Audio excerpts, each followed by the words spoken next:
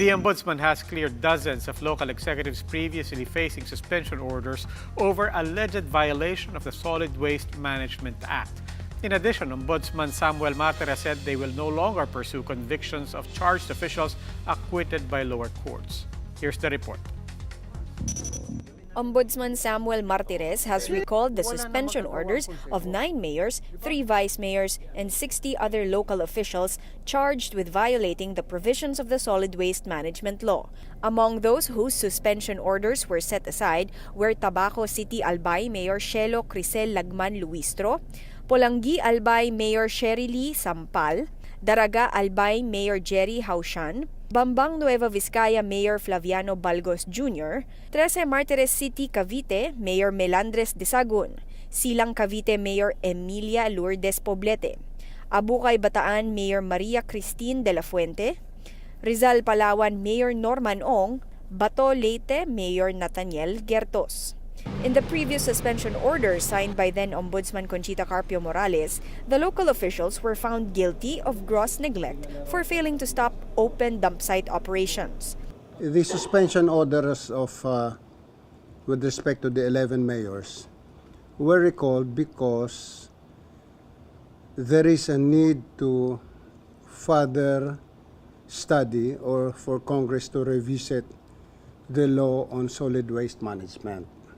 Martires said sustaining the law's provision is too costly. To be able to come up with the sanitary landfill, per data given to me from the DENR, you need 50 million pesos. Saan din kukuhanin nitong local government units ang 50 million pesos, especially the 5th and 6th class municipalities? So we have to make further studies with respect to the solid waste management. Meanwhile, the Ombudsman also signed an order that prohibits government prosecutors to appeal case dismissals or acquittals at the Supreme Court. I have to put an end to this practice of bringing up to the Supreme Court judgments of acquittal from the Sandigan Bayan to the Supreme Court. Tama na. Ano ba bang interest namin magpakulong na isang tao na sabi ng husgado ay walang kasalanan? If I bring this to the Supreme Court, I'll just be clogging the dockets of the Supreme Court. Sinabi na nga ng husgado, pinawalang sala yung tao, bakit namin pipilit na may kasalanan yung taong yan? Ano bang interest namin sa mga taong ito?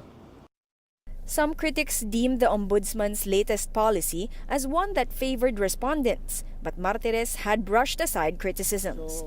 Kung sasabihin nila na may pinapaboran ako, wala akong magagawa sa makakatiyang dila. Dahil sinasabi ko naman maraming tao na pinaglihi sa sama ng loob. But if there's one thing he can promise to the public, it is that his office will be fair in its judgment.